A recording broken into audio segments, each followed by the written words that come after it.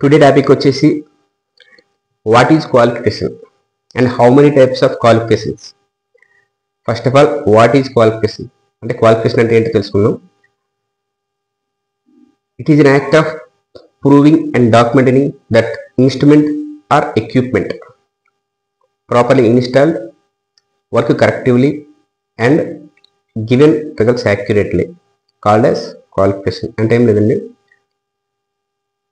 మనకు ఒక new instrument వచ్చాక దాన్ని ప్రాపర్గా ఇన్స్టాలేషన్ చేసి అది కరెక్ట్గా యాక్యురేట్గా పనిచేస్తుంది, యాక్యురేట్గా రిజల్ట్స్ అనేది పెర్ఫామ్ చేస్తుందని డాక్యుమెంట్ పరంగా ప్రూవ్ చేయగలిగే ప్రొసీజర్నే క్వాలిఫికేషన్స్ అంటారు.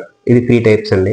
ఒకటి IQ installation qualification, 2 OQ operational qualifications, 3 PQ performance qualification.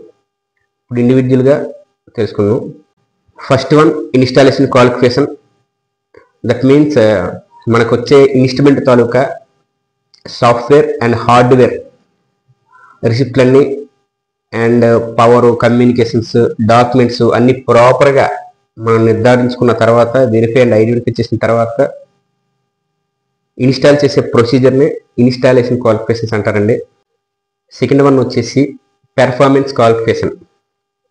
అంటే verify each component of instrument.